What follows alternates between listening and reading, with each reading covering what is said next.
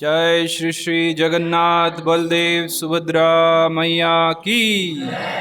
श्री श्री जगन्नाथ रथ यात्रा महामहोत्सव की।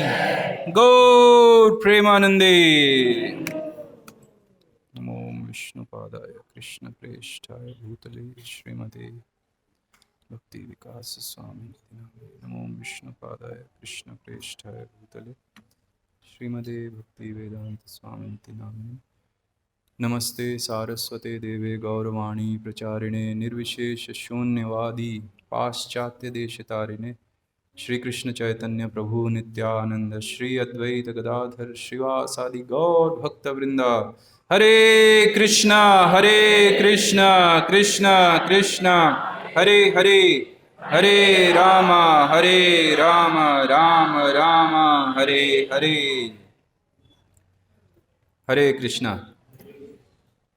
तो अभी हम भगवान जगन्नाथ के गुणगान में एक श्लोक बोलेंगे।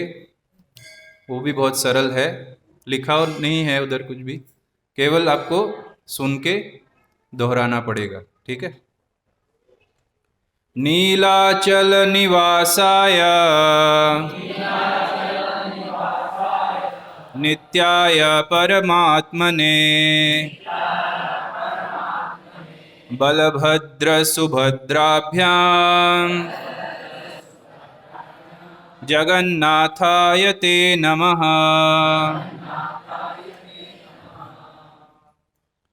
हरे कृष्णा। तो आज के इस संडे फीस्ट प्रोग्राम में आप सभी का स्वागत है। तो आज हम भगवान जगन्नाथ के विषय में चर्चा करेंगे और पहले जो भजन गाया था उसका क्या महत्व है, इसी प्रवचन के दौरान हम उसकी चर्चा करेंगे।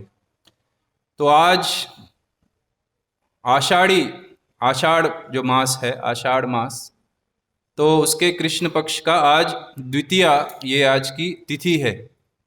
और आज हम सब इतने भाग्यशाली हैं कि आज हम लोग यहाँ बैठे हैं और भगवान जगन्नाथ के विषय में हम लोग चर्चा करेंगे, सुनेंगे, समझेंगे। तो आज भगवान जगन्नाथ की पावन रथ यात्रा है। तो आप सोचेंगे क्या कुछ कंफ्यूज कर रहे हो, यहाँ तो 13 तारीख लिखा है। आज कितनी तारीख है? 7 तारीख, और आप 13 तारीख को बोला रथ यात्रा और बोल रहे हैं आज ही है। कुछ झूठ बोल रहे हैं, क्या कर रहे हैं? तो 13 तारीख को इधर है भोपाल में रथ यात्रा। और आज जो है, जो आज की तिथि है, उसमें जो भगवान जगन्नाथ का धाम है, श्री क्षेत्र पुरुषोत्तम धाम जगन्नाथपुरी, तो पुरी में आज भगवान की पावन रथ यात्रा है, जहाँ जगन्नाथ बलदेव सुभद्रा मैया अपने अपने रथों में आरूढ़ होकर भक्तों को बहुत ही ब्लेसिंग्स देते हैं, आशीर्वाद देते हैं। तो बहुत स्पेशल आज का एक फेस्टिवल है। और आप में से जितने लोगों ने ये जगन्नाथ रथ यात्रा पहले उसमें हिस्सा लिया हो, तो आप समझ सकते हैं कि कैसे इस जगन्नाथ रथ यात्रा में जुड़ के हम लोग भक्त लोग इतना आनंदित महसूस करते हैं कि भूख प्यास सब कुछ भूल जाते हैं और केवल भगवान जगन्नाथ के गुणगान में हम पागलों की तरह सड़क पे नाचते हैं। अभी कोई सड़क में नाचने लग गए कोई व्यक्ति, तो लोग उसको क्या बोलेंगे? हाँ, कोई ऐसे पागल होते हैं ना, नाचने लग जाते हैं सड़क में, तो बोले अरे पागल नाच रहा है। लेकिन रथ यात्रा के दिन भगवान के दिव्य नामों जो कीर्तन है और उससे अफेक्टेड होके सभी जो भक्त हैं वो पागल बन जाते हैं, लेकिन भगवान के लिए, और रोड पर नाचते हैं। और वही जो भगवान के नाम से पागल होकर रोड में नाचेगा, वही भगवत धाम जाएगा। रथम तो वामनम दृष्ट्वा पुनर्जन्म न विद्यते।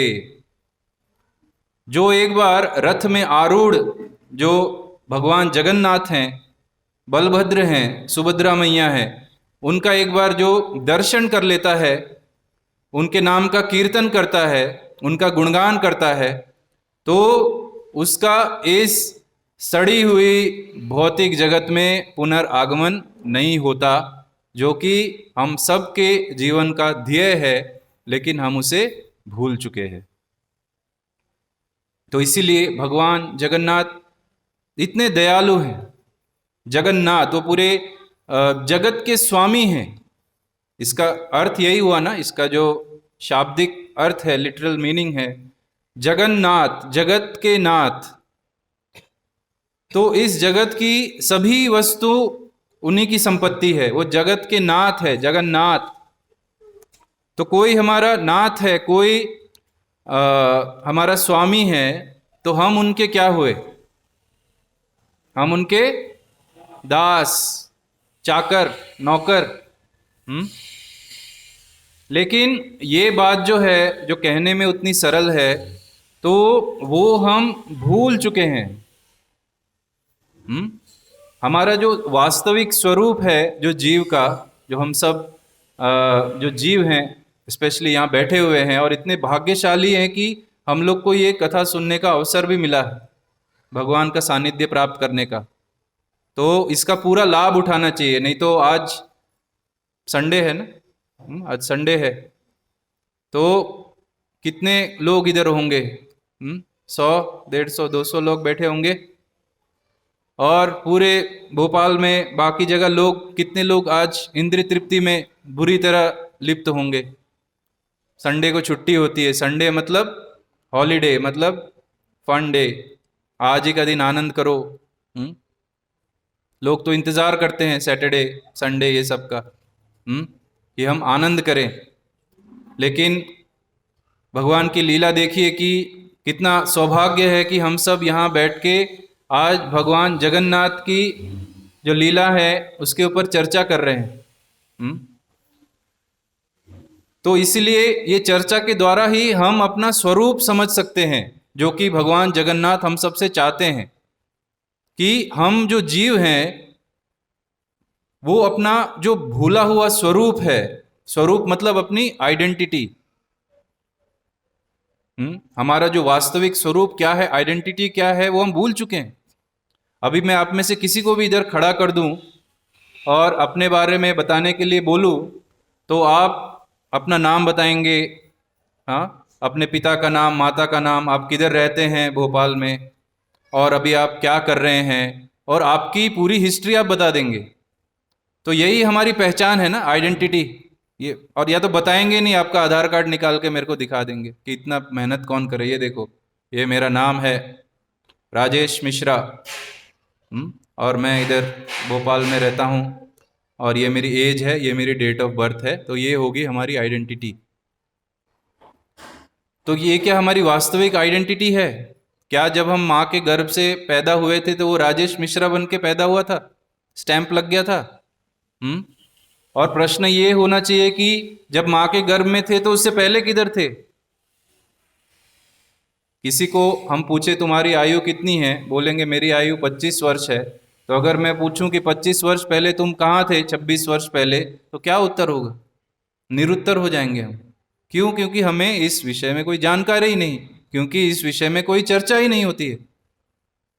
कभी हमारे स्कूल, कॉलेजेस जो इतने बड़े बड़े, क्या है इधर, एनआईटी और पता नहीं कौन कौन से बड़े बड़े कॉलेज हैं, वीआईटी, ये सब में क्या ये चर्चा होती है कि तुम कौन हो, तुम्हें पता नहीं है, भगवान कौन है, हमारा उनसे संबंध क्या है, हमारे जीवन का लक्ष्य क्या है? ये सब चर्चाएं नहीं होती है। और इतने बड़े बड़े एजुकेशनल इंस्टीट्यूशंस हैं और वो हमें बता नहीं पा रहे कि वास्तविक एजुकेशन क्या है। वो हमें यही एजुकेशन देते हैं कि किस तरह आपको सफल व्यक्ति बनना है और अपना पेट भरना है। जबकि एक जानवर को किसी वीआईटी, एनआईटी में नहीं जाना पड़ता है अपने पेट भरने के लिए, कोई डिग्री हासिल नहीं करनी पड़ती है, वो भी खुश है। तो इसलिए हम अपना वास्तविक आइडेंटिटी जो है उसको भूल चुके हैं। और जगन्नाथ इतने दयालु हैं कि वो चाहते हैं कि हम अपनी वास्तविक जो स्वरूप है, जो स्थिति है, आइडेंटिटी है, उसको फिर से जान के हम सदैव सुखी रहें, जो कि हमारा मनुष्य जीवन का ध्येय है। तो जगन्नाथ मतलब जगत के नाथ, हम सब के स्वामी और हम उनके चाकर, ये हमारा स्वरूप है। जीवेर स्वरूप होए कृष्णेर नित्य दास, ये शास्त्रों में लिखा है चैतन्य चरितामृत में। तो हम भगवान के नित्य दास हैं, लेकिन हम अभी अपनी आइडेंटिटी को भूल चुके हैं और एक आइडेंटिटी क्राइसिस चल रहा है हमारे जीवन में, जिसमें हम सोचते हैं कि ईश्वरो अहम अहम भोगी सिद्धो हम बलवान सुखी, कि ये पूरी दुनिया जो है उसका केंद्र बिंदु मैं ही हूँ, सेंटर मैं ही हूँ। सब कुछ जो होना चाहिए वो है मेरी सुख के लिए होना चाहिए। सब जो ये लोग हैं वो कुछ ऐसा करें कि मेरे को सुख प्रदान हो जाए, मेरे को सुख मिल जाए। तो केवल और केवल वो हमारी यही इच्छा है कि हम बॉस बनना चाहते हैं इस दुनिया के, मास्टर, सबको डोमिनेट करना चाहते हैं, अपने अंडर रखना चाहते हैं, लेकिन हमारा वो स्वरूप है ही नहीं और ये हम नहीं जानते हैं। इसलिए हम इस संसार में अनादिकाल से दुख भोग रहे हैं। कृष्ण भूली शे जीव अनादि बहिर्मुख, अतएव माया तारे दे संसार दुख। हम सबके जीवन में दुख हैं, अलग अलग प्रकार के दुखों से हम उनको झेल रहे हैं, बहुत ही हम दुखी हैं, व्यथित हैं। यहाँ बैठे हुए प्रत्येक व्यक्ति के हृदय में हम जानते हैं कि हमारे हृदय में कितने सारे दुख हैं, अलग अलग प्रकार के दुख हैं। कोई नहीं बोल सकता कि मेरे जीवन में कोई दुख है ही नहीं। और कोई कोई ऐसे लोग होते हैं तो दुख हो गया तो क्या प्रॉब्लम है, दुख भी अच्छे होते हैं, ऐसे भी लोग तर्क करने के लिए बोलते हैं। तो अगर आप में से कोई बोले दुख अच्छे हैं, क्या प्रॉब्लम है, तो आइए आप इधर मेरे पास, एक मैं प्रभु जी से एक बड़ा सा हथौड़ा मंगवाऊंगा और आपके पैर में मार दूंगा। कितना आनंद आएगा आपको। दुख चाहिए था बोल रहे थे, आइए, कोई दुख कोई दुख नहीं चाहता है इस संसार में, चींटी से ब्रह्मा तक सब सुखी होना चाहते हैं, लेकिन दुख ही प्राप्त होते हैं। क्यों? कृष्ण भूली शेष जीव अनादि बहिर्मुख। हम जगन्नाथ को भूल गए। हम माँ के गर्भ से ही भगवान को प्रार्थना करते हैं कि भगवान मेरे को इस दुखी जो परिस्थिति है, सिचुएशन है, उससे मेरे को निकाल लिए तो मैं आपकी भक्ति करूंगा। और जैसे ही माँ के गर्भ से हम बाहर आते हैं, हम इस भौतिक संसार के जो सुख हैं उसके पीछे पड़ जाते हैं और भगवान को हम भूल जाते हैं। और ये सिर्फ इसी जन्म की कहानी नहीं है। कृष्ण भूली शे जीव अनादि बहिर्मुख, अनादि काल से हम भूले हुए हैं।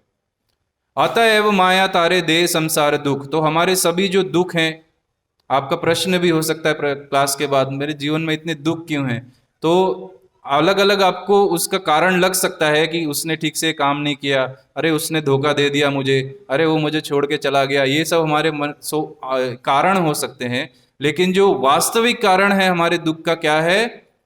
कृष्ण की विस्मृति, जगन्नाथ की विस्मृति। तो उसी का स्मरण दिलाने के लिए आज के दिन जो है वो भगवान बाहर आते हैं। अपने जो जो दिव्य धाम है, पुरुषोत्तम क्षेत्र शिवपुरी धाम, उसमें भक्तों की कृपा के लिए भगवान बाहर आ रहे हैं। देखिए भगवान को कितना कष्ट लेना पड़ रहा है, कितने दयालु है भगवान, कि ये मूर्ख लोग मेरी भक्ति नहीं करते हैं, नहीं तो इनका जीवन संवर जाएगा। तो भगवान इतने दयालु हैं कि स्वयं जो है अपने जो आसन है उससे उठ के रथ पे आरूढ़ होते हैं, ताकि जो भी उनको देखे, जो भी उस रथ को खींचे, जो भी उनके दिव्य नाम का कीर्तन करे, उसका क्या है? उद्धार हो जाए। तो ये होते हैं भगवान की डेफिनेशन। परम दयालु होते हैं भगवान। और हम क्या है? कोई मन में इच्छा ही नहीं है भक्ति की, और मन में क्या अच्छा है कि भोग कैसे करूं, और वो भोग की वृत्ति जो है उसके लिए हम इतना ट्राई करते हैं, उसके लिए हम इतना बुरी तरह प्रयास करते हैं कि मैं ये भोग में लिप्त हूं, और फिर हम क्या देखते हैं? उस भोग में लिप्त होने के बाद भी हम दुखी, क्योंकि वो दुख ही देगा हमें।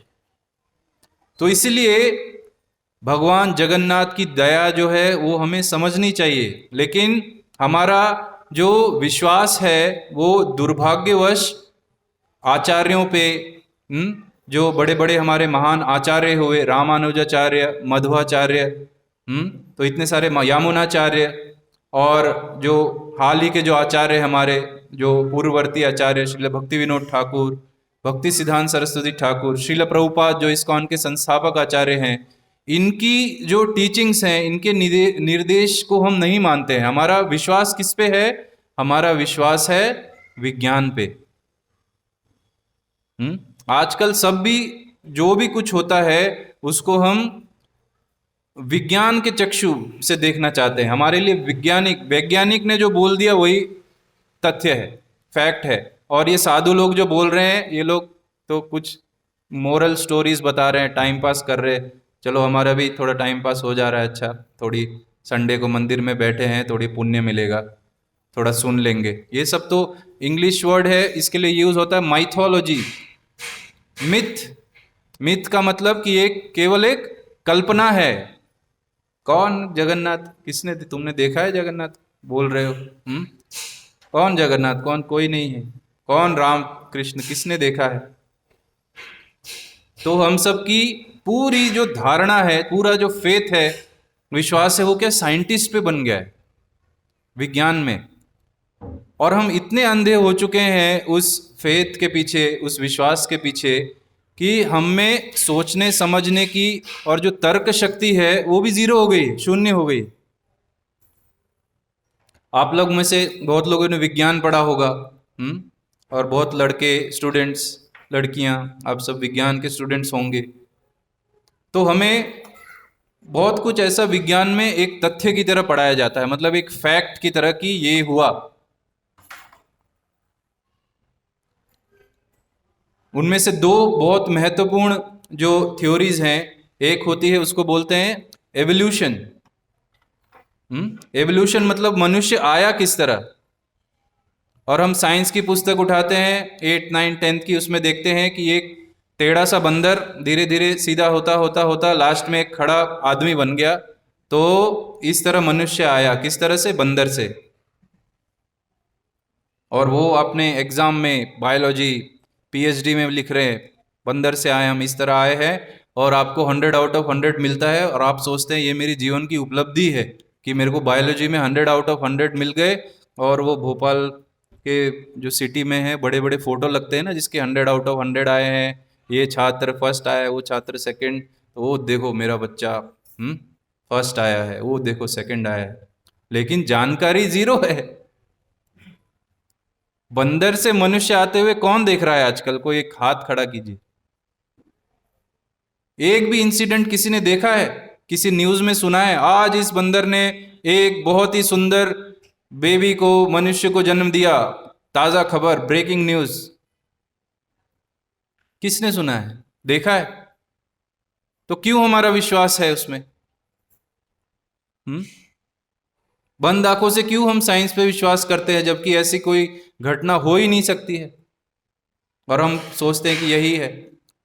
और बोलते हैं कि बिग बैंग, मतलब ये दुनिया किस तरह आई है? एक धमाके से। शुरुआत में कुछ भी नहीं था, अचानक एक धमाका हो गया और ये दुनिया बन गई।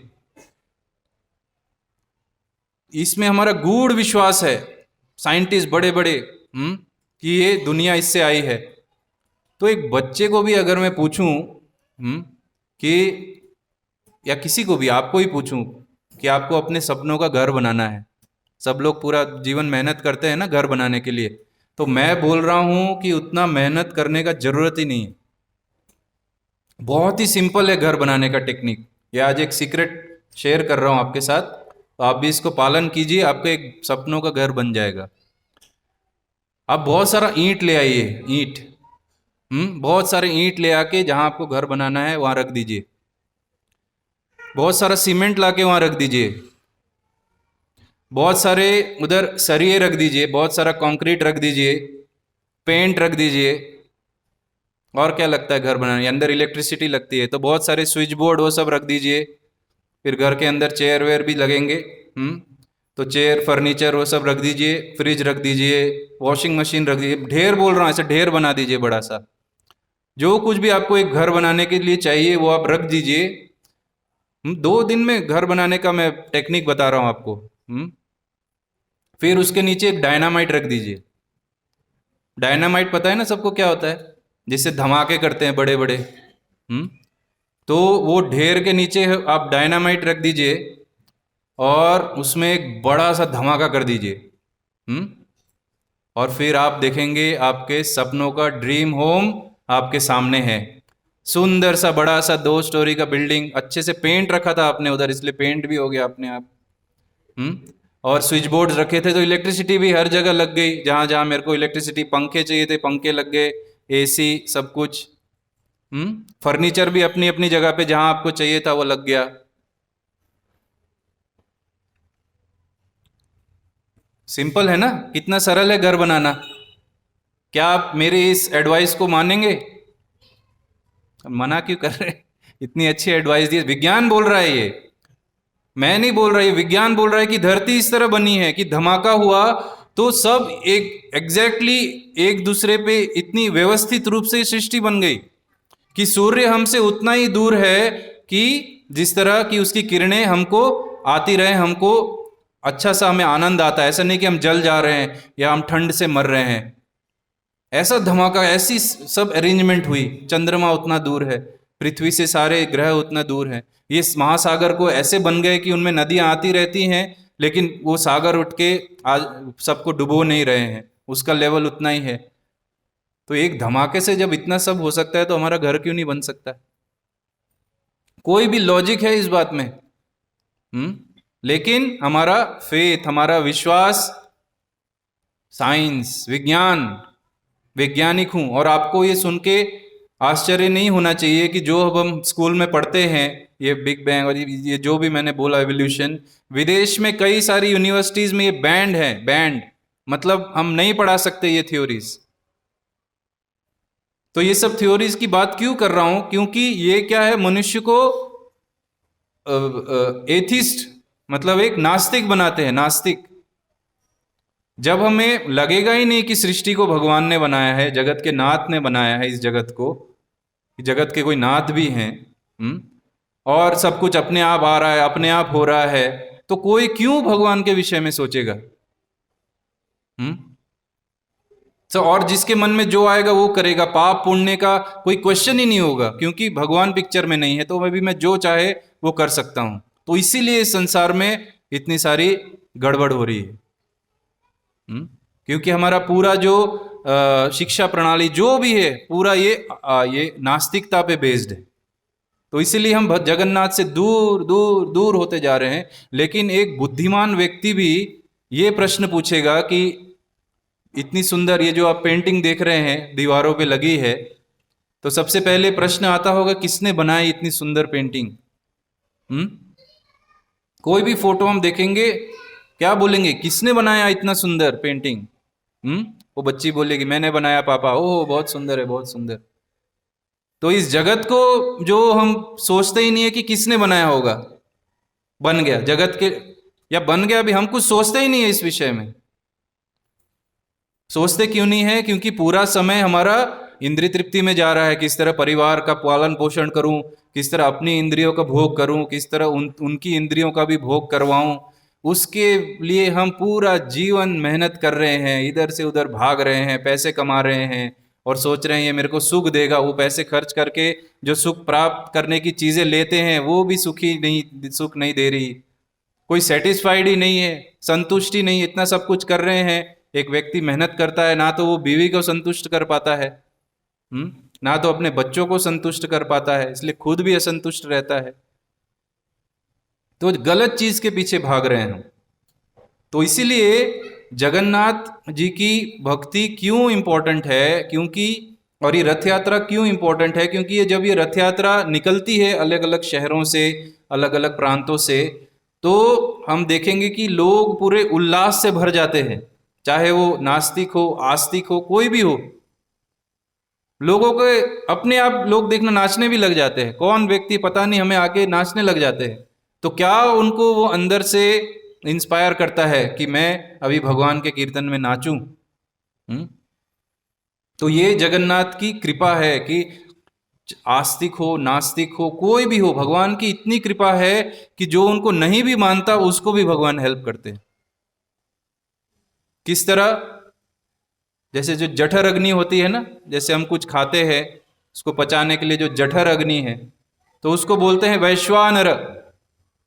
तो वो स्वयं भगवान ही है, वो कृष्ण ही है जो हमको खाना पचाने की भी ताकत देते हैं। हम खुद से हम जीरो हैं, हम कुछ नहीं कर सकते बिना भगवान के।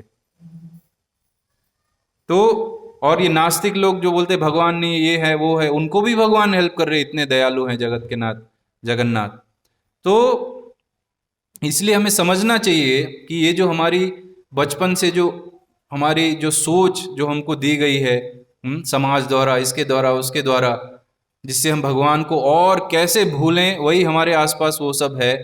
तो उससे हमें निकल के हमें क्या करना है कि सोचना है कि किस तरह हम भगवान के, जगन्नाथ के और करीब जाएं। तो हम देखेंगे कि जितना भगवान के हम पास जाएंगे जाएंगे तो उस प्रकार उससे हमारा आनंद, जो वास्तविक आनंद के पीछे है, वो हमें मिलने लगेगा। और जितना हम भौतिकता के पीछे जाएंगे हमारा दुख भी बढ़ता रहेगा। तो अगर ये भौतिकता है, आप इधर हैं, आप इधर जाना चाहते हैं इंद्रिय सुख में, मतलब मैं एंजॉय करूंगा या एंजॉय करूंगी, ये ट्राई कर रहे, ये ट्राई कर रहे, ये ट्राई कर रहे हैं, हम सोचते हैं सुख भी ऐसे बढ़ेगा, लेकिन दुर्भाग्यवश दुख ऐसे बढ़ता है इंद्रिय सुखों के साथ। और भगवान की भक्ति में जो आनंद है उसमें जब वो बढ़ता रहता है, भगवान के हम और करीब जाते हैं, तो सुख भी बढ़ते रहते हैं हमारे।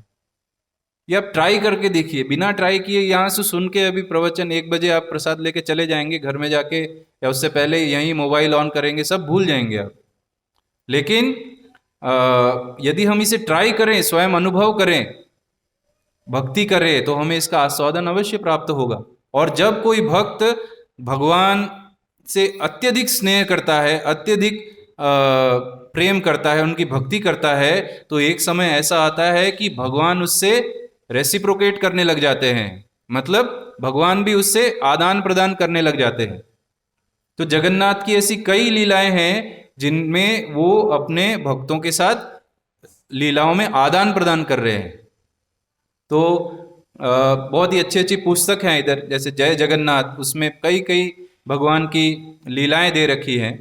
तो उसमें आप पढ़ सकते हैं कि किस प्रकार भगवान जगन्नाथ अपने भक्तों के साथ आदान प्रदान करते हैं प्रेम का। जैसे कि उनका एक बहुत बड़े भक्त थे रघुदास। तो ये रघुदास कौन थे? ये राम जी के बहुत बड़े भक्त थे रघुदास। तो एक बार वो जगन्नाथ मंदिर में गए, और जहाँ जिन्होंने जगन्नाथ, बलदेव, सुभद्रा जी को देखा वेदी में, तो उनको वहाँ कौन दिखाए, किनके दर्शन हुए? राम, सीता और लक्ष्मण के। तो बहुत ही भाव विभोर हो उठे, बहुत ही वो गदगद हो गए कि ये मेरे जो जगन्नाथ हैं वो मेरे राम ही हैं, और ये मेरे राम जो है वो जगन्नाथ ही हैं, इनमें कोई अंतर नहीं। तो वो एक बार क्या किए, उन्होंने जो केले के जो छिलका होता है, जो तने का छिलका, केले का जो पेड़ का जो तना होता है उसका जो छिलका, तो उससे उन्होंने एक बहुत सुंदर एक माला बनाई जगन्नाथ के लिए, और वो जगन्नाथ को अर्पण करने के लिए पुरी में गए। लेकिन जब वो अंदर गए तो पुजारी ने उसको स्वीकार करने से मना कर दिया, क्योंकि उस समय वो प्रथा थी कि केले के तने के छिलके से बने हुए माला हम अर्पित नहीं करेंगे जगन्नाथ को। तो उनको उन्होंने वापस भेज दिया, जो वहाँ के पुजारी थे। तो बहुत ही दुख हुआ रघुदास जी को, और दुखी मन से घर आए। तो उस समय, उस दिन जब रात का श्रृंगार कर रहे थे पुजारी लोग भगवान का, तो श्रृंगार में भगवान को अनेक अनेक फूल अर्पित होते हैं, भगवान के जो दिव्य जो शरीर है। तो जब पुजारी फूल से उनका जब अलंकार कर रहा था, तो वो फूल उनके शरीर में टिक ही नहीं रहे थे, गिर जा रहे थे बार बार भगवान के शरीर से। तो पुजारी भी एकदम अचरज में आ गए कि क्या हो रहा है ये। तो फिर जो उनके जो हेड पुजारी थे, उनको स्वप्न आया। स्वप्न में जगन्नाथ जी ने बोला कि तुमने मेरे एक शुद्ध भक्त का अपमान किया है, उसको तुमने वापस लौटा दिया, इतना अच्छे से वो मेरे को माला पहनाने आया था, तुमने उसका अपमान किया है। इसलिए जब मेरा शुद्ध भक्त इतना रो रहा है, सो नहीं रहा है, तो मैं कैसे सो सकता हूँ। आप अपने जीवन में किसी भी एक कैरेक्टर को सोचिए, आपका सबसे बेस्ट फ्रेंड, आपका सबसे बेस्ट रिलेटिव या कोई भी हो। हम्म कोई ऐसे बोल सकता है, अरे वो दुखी है, चलो, मैं भी नहीं सोऊंगा, मैं भी नहीं खाऊंगा, ये वो। हो सकता है एक दो दिन के लिए हो, तीसरे दिन अरे तू मर जाके मैं तो खाऊंगा। तो ऐसा कोई नहीं होता, कितना भी हमारा स्वजन हो जो हमारे लिए इतना कष्ट उठाए, लेकिन भगवान है, वो बोल रहे मेरा भक्त नहीं सो रहा तो मैं कैसे सो जाऊं, मैं कैसे अलंकार तुम्हारा ग्रहण करूं। तो फिर इनको अपनी गलती का एहसास हुआ, तो रातों रात वो रघुदास जी के पास गए और उनसे माफ़ी मांगी, क्षमा याचना की और बोला कि कृपया करके आप अपना हार जो है वो भगवान को चढ़ाइए। तो फिर वो हार लेके आए, तब भगवान ने अलंकृत होना स्वीकार किया। तो इस तरह भगवान रेसिप्रोकेट करते हैं अपने। एक बार रघुदास जी बीमार हो गए थे, और इतने बीमार हो गए थे कि जो बेड था उसी में वो पड़े रहते थे, उसी में मलमूत्र त्याग कर रहे थे, कोई ध्यान देने वाला नहीं था। तो एक छोटा सा जो कृष्ण रंग का बालक, काले रंग का बालक, तो वो उनकी मदद करता था, ये सब में उनका मलमूत्र साफ करता था और उन्हें चंदन का लेप लगाता था। तो बाद में जब रघुदास जी ठीक हो गए, जब अपनी चेतना में वापस आए, तो उनको पता लगा कि ये बालक और कोई नहीं, स्वयं जगत के नाथ जगन्नाथ हैं, जिन्होंने उनकी मदद की। और तुरंत उसकी आंखों से अश्रु निकलने लग गए कि हे भगवान, ने क्या पाप करवा दिया मुझसे, मेरे को अपने पाप का भागीदार बना दिया, आपसे सेवा ले ली। बहुत उनको खराब लग रहा था। तो भगवान ने बोला कि, और वो बोल रहे थे भगवान कि आप तो भगवान है, जगत के नाथ है, ठीक करना ही था तो ऐसे ही कर देते, इतना सारा कष्ट क्यों लिया। तो भगवान बोले हाँ तुम्हारी बात सही है कि मैं तुम्हें तुरंत ठीक कर सकता था, लेकिन जिस प्रकार मेरे भक्तों को मेरी सेवा करने में आनंद आता है, उसी प्रकार मुझे भी अपने भक्तों की सेवा करने में अपार आनंद आता है। तो ये भगवान कुछ नया चीज नहीं बोल रहे जगन्नाथ। इधर आप पिक्चर में देखिए, वो कृष्ण एक रथ का पहिया लेके भीष्म को मारने के लिए जा रहे हैं, और भगवान ने प्रतिज्ञा ली थी कि मैं महाभारत युद्ध में शस्त्र नहीं उठाऊंगा। लेकिन जैसे ही देखा कि ये आज भीष्म को नहीं रोका, भीष्म ने भी प्रतिज्ञा कर ली कि या तो भगवान को हथियार उठाने पड़ेंगे या तो ये पांडव गए काम से। अर्जुन कोई नहीं था कुछ भीष्म के सामने, बहुत खतरनाक थे वो। ऐसे ही उन्होंने तीर छोड़ने शुरू किए, भगवान ने बोला तो कुछ करना पड़ेगा भाई, नहीं तो ये गया काम से। तो मेरी प्रतिज्ञा गई भाड़ में, उठाया वो चक्र की भीष्म को, आज मैं तुमको नहीं छोड़ूंगा। और ये देख के भीष्म को आंसू आ गए। भक्त वत्सलता इसे बोलते हैं भगवान की।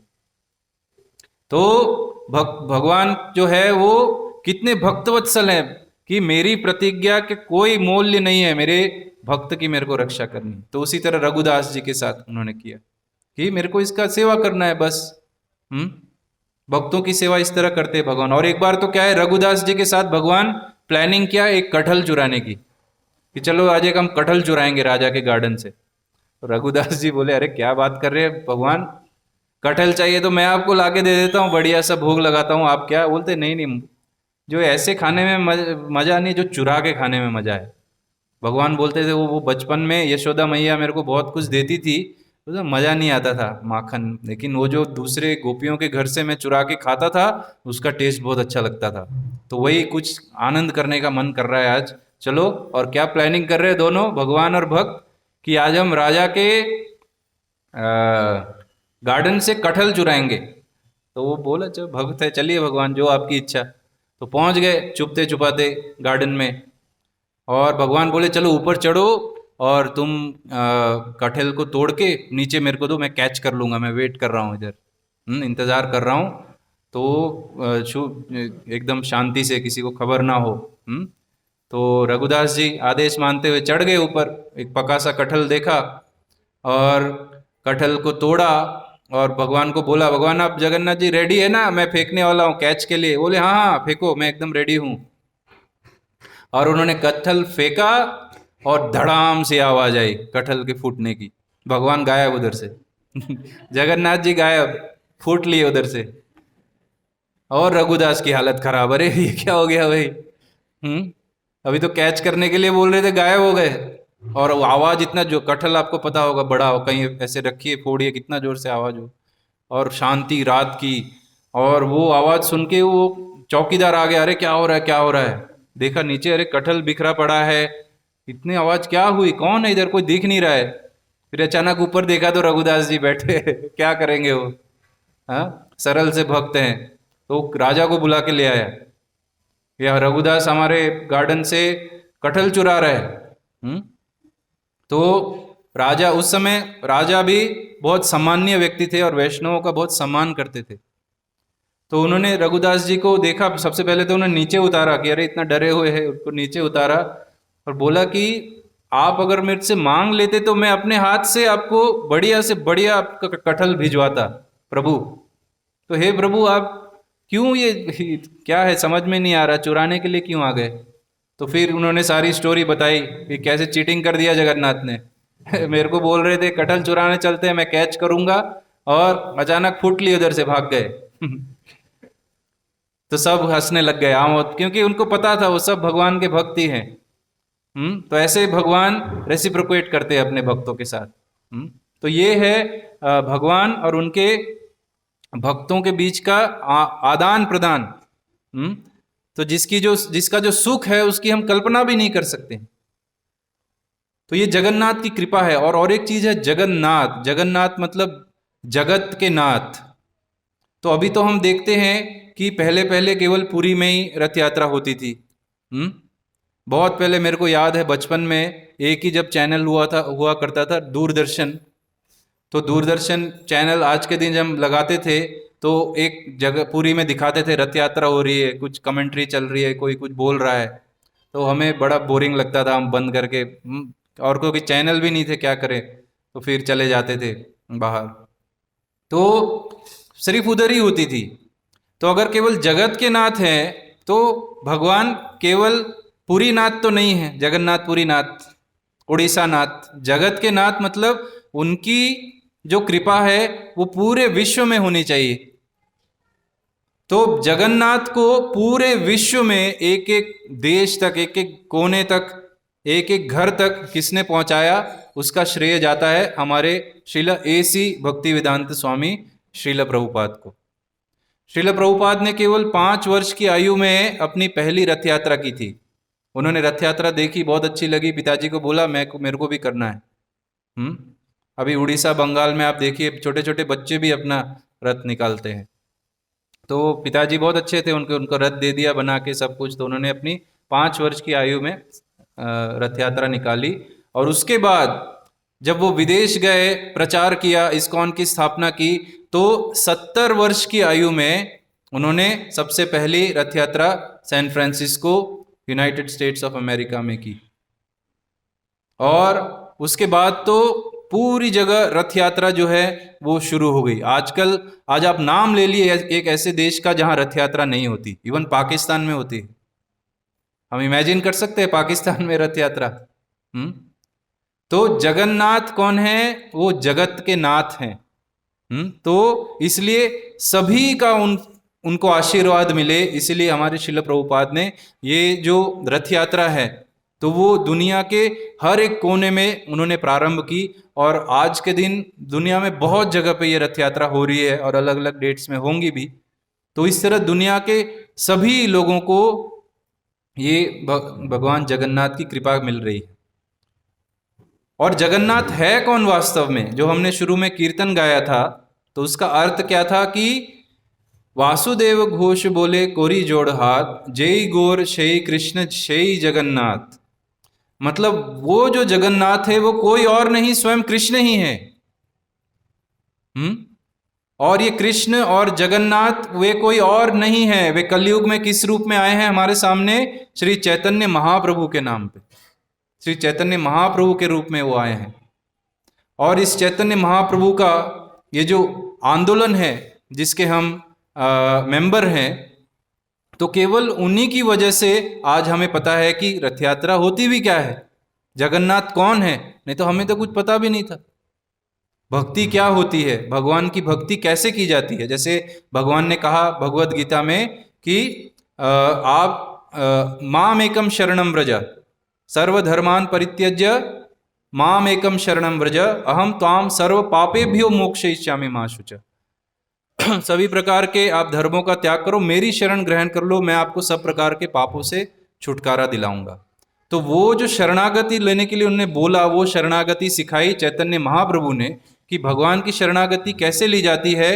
भगवान के नाम का कीर्तन, उनके नाम का जप करके। तो इस तरह हम अपनी जो चित्त है उसको क्लीन कर सकते हैं, उसको हम शुद्ध कर सकते हैं, और इस तरह जो वास्तविक आनंद है उसको हम पा सकते हैं। तो यही हमारे मनुष्य जीवन का ध्येय है। तो अगर इस दुर्लभ मनुष्य जीवन में, इस दुर्लभ मतलब बहुनाम जन्मनाम अन्ते ज्ञानवान माम प्रपद्यते वासुदेव सर्वमिति स महात्मा सुदुर्लभः। पूरी जो दुनिया है उसमें करोड़ों करोड़ों अरबों लोग हैं, लेकिन कुछ ही जो अपने स्वरूप को जानने, आइडेंटिटी को जानने का प्रयास कर रहे हैं। बहुत दुर्लभ होते हैं भक्त। तो हमें वो अवसर मिला है इस मनुष्य जीवन में, उसको हमें गंवाना नहीं चाहिए। और ये मनुष्य जीवन भी जिसने सोचा कि ये क्या बोल रहे हैं, बकवास है, मेरे को इंद्रिय तृप्ति करनी है, और उसके पीछे आपने भागने में लगाया अपना जीवन सुख की खोज में, तो मैं गारंटी देके कह सकता हूँ सुख आपको कभी प्राप्त होगा नहीं, बल्कि जिसके पीछे आप भाग रहे हैं वही चीज आपको दुख देगी। तो इसलिए हमें समझदार बनना है, बुद्धिमान, और भगवान जगन्नाथ उनकी भक्ति करनी है, अपने स्वरूप को समझना है। और इस तरह भगवान जगन्नाथ हमें एक ऐसा दिव्य आनंद प्रदान करेंगे जिसकी कोई तुलना नहीं की जा सकती, जो अतुलनीय है। तो इसलिए आप सबसे अनुरोध है कि आपको इतना अच्छा अवसर मिला है। यहाँ एक मंदिर है भगवान राधा कृष्ण का, और बहुत जल्दी यहाँ विग्रह भी आने वाले हैं भगवान राधा वल्लभ के, और इतने अच्छे अच्छे यहाँ भक्त हैं जिनसे आप चर्चा करके जीवन के विषय में बहुत सीख सकते हैं। तो यहाँ रेगुलरली आते रहिए, चर्चा करते रहिए, भगवान के नाम का जप कीजिए, कीर्तन कीजिए, भगवान का प्रसाद लीजिए। तो इस तरह क्या है, ये पूरा एक पैकेज है हमें वास्तविक रूप में आनंद देने का, वास्तविक रूप में हमें जगन्नाथ का दास बनाने का। नहीं तो हम माया के दास बने ही रहेंगे और ठोकर खाते ही जाएंगे, खाते ही जाएंगे, खाते ही जाएंगे। इसलिए मर्जी जो है वो हमारी हाथ में है, हमें कौन सा डायरेक्शन चुनना है। दोनों के बारे में हमने बता दिया, चर्चा की, आखिर में डिसीजन हमें ही लेना है। तो इसलिए बुद्धिमता भरा जो डिसीजन है वो आप लीजिएगा। भगवान श्री जगन्नाथ बलदेव सुभद्रा मैया की, जगन्नाथ बलदेव सुभद्रा रथ यात्रा महामहोत्सव की, श्रील प्रभुपाद की, गौर प्रेमानंदे, हरि हरि बोल। 1 मिनट बचा है, किसी का कोई प्रश्न है तो ट्राई करेंगे 1 मिनट में उत्तर देने का। इंस्टेंट है ना आजकल। 3 मिनट बचे हैं, वो ये घड़ी तो फिर भ्रम में डाल दिया। चलिए, किसी का कोई प्रश्न? हाँ माता जी, माइक है कोई?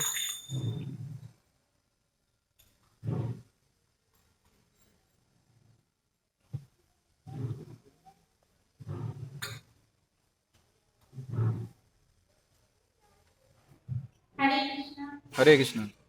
मैं ये पूछना चाहती हूँ कि ये जो रथ यात्रा निकलती है, तो मैंने सुना कि कृष्ण भगवान जगन्नाथ जी वृंदावन जाते हैं, तो उसका समझाइए। हाँ, उसका एक हिस्ट्री है। जब कृष्ण बहुत समय बाद जब वृंदावन से चले गए थे, बहुत समय तक वृंदावन वापस नहीं आए थे, तो बहुत ही दुखी हो गए थे सभी वृंदावन वासी।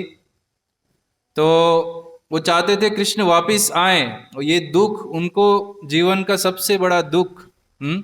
और कृष्ण कब वापस आए इसी आस में वो जीवित थे, बहुत ही दुखी थे। तो एक बार क्या है, कुरुक्षेत्र में ये जो कृष्ण के जो अनुचर हैं वो सभी कृष्ण उनके साथ गए थे, और वृंदावन से भी जो भक्त हैं उधर गए थे। तो बहुत बहुत बहुत बहुत बहुत बहुत समय पश्चात उनका कृष्ण से मिलन हुआ, और कृष्ण को देखते ही सब भाव विभोर हो गए कि हमारे कृष्ण यहाँ हैं। बहुत ही वो भाव विभोर हो गए और चाहते थे कि हम कृष्ण को वापिस कुरुक्षेत्र से वृंदावन ले आए। तो ये उनकी समझ थी। तो रथ यात्रा का जो महत्व वो ये भी है कि जब भगवान अपने श्री मंदिर से जो गुंडीचा मंदिर जाते हैं तो उसका मतलब ये है कि भक्त भगवान को वापस वृंदावन लेके जा रहे हैं। तो ये उसका एक महत्व है। और हमारे लिए क्यों इसका महत्व है कि हम चाहते हैं कि भगवान को हम अपने इस हृदय रूपी वृंदावन में लाएं, इसलिए हम भगवान का रथ खींचते हैं। लेकिन जब तक ये हृदय कचड़े से भरे रहेगा तो क्या भगवान आएंगे कभी? तो इसलिए कचड़े भरी जगह में भगवान कभी नहीं आएंगे। तो इसलिए हमें हृदय को साफ करना है, जप करके, कीर्तन करके। और जब जप और कीर्तन द्वारा हम हृदय को साफ कर लेंगे, रथ को खींचेंगे, जगन्नाथ से प्रार्थना करेंगे, तब भगवान जगन्नाथ हमारे इस हृदय रूपी वृंदावन में विराजमान होंगे, आएंगे।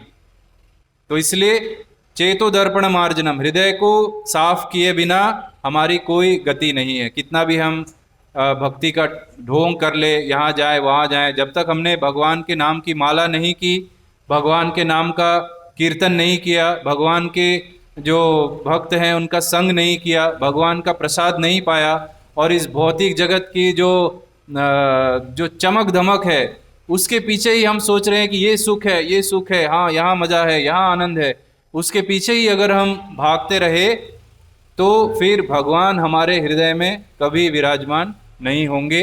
केवल काम, क्रोध, लोभ, मोह वो और गाढ़ा होता जाएगा अंदर, और इस तरह हमको एक दिन विनाश कर देगा। और हम क्या होगा? पुनरपि जननम पुनरपि मरणम पुनरपि जननी जठरे शयनम, फिर से हम इस 84 लाख के फेरे में जन्म मृत्यु के चक्कर में पड़ जाएंगे। और पुनरपि जननी जठर, फिर से हम किसी माँ के गर्भ में जाएंगे, लेकिन जरूरी नहीं है कि वो माँ मनुष्य ही हो। वो क्या है कि एक चूहिया भी हो सकती है, चूहिया के गर्भ में हम जा सकते हैं, किसी बंदरिया के गर्भ में जा सकते हैं, किसी कबूतरनी के, किसी सांप, जो लेडी सांप, सांपिन क्या बोलते हैं, तो उस सर्पिणी, उसके गर्भ में जा सकते हैं। तो पुनरपि जननी जठरे शयनम का अर्थ ये है कि हमको ये सब नहीं चाहिए, इसलिए जगन्नाथ की आराधना करनी है, ताकि जगन्नाथ हमको, भगवान क्या बोलते हैं कि नेहा विक्रम नाशोस्ति पत्यवाय न विद्यते स्वल्पम अप्यस्य धर्मस्य त्रायते महतो भयात। भगवान बोल रहे हैं कि थोड़ी सी भी अगर हमने भक्ति कर ली, यहाँ आप आए, भगवान का कीर्तन सुना, आपने एक माला भी कर ली, तो एटलीस्ट ये क्षणिक जो चीज़ है वो आपको बड़े से बड़े भय से बचाएगी। वो क्या भय है कि मेरे को दूसरा जठर ना मिल जाए। ये सबसे बड़ा भय है, हमारा जीवन का सबसे बड़ा भय है। तो भगवान की भक्ति का ये लाभ है, थोड़ी भी भक्ति, भगवान बोल रहे हैं कि प्रत्यवायो न विद्यते, थोड़ा सा अगर हम भक्ति कर लेंगे तो उसका व्यय नहीं होता है। जैसे पैसा वैसे सब हम इधर ही छोड़ के जाने वाले हैं, कितने भी आप कमा लो, सब कुछ कर लो, बाद में वो आपको जला के सब खत्म हो जाएगा, कोई साथ में कुछ नहीं ले जाएंगे, या गाड़ दफन करके, जो भी हो। लेकिन ये जो भक्ति है ये हमारे साथ जाएगी, ये एश्योर कर देगी कि मेरे को एक नया जठर नहीं, नया गर्भ नहीं मिल रहा है, एक मनुष्य जीवन मिलेगा जिसमें हम भक्ति करेंगे। तो इसीलिए भगवान की भक्ति करनी चाहिए। कितना समय बाकी ब्रो? नहीं, आप शुरू कीजिए। हरे कृष्णा। भगवान श्री जगन्नाथ बलदेव सुभद्रा मैया की जय। श्री जगन्नाथ रथ यात्रा महामहोत्सव की गौर प्रेमानंदे। अभी भगवान की आरती होगी, तो आप सबसे निवेदन है कि आरती में भाग लें, भगवान के नाम का कीर्तन करें। हरे कृष्णा।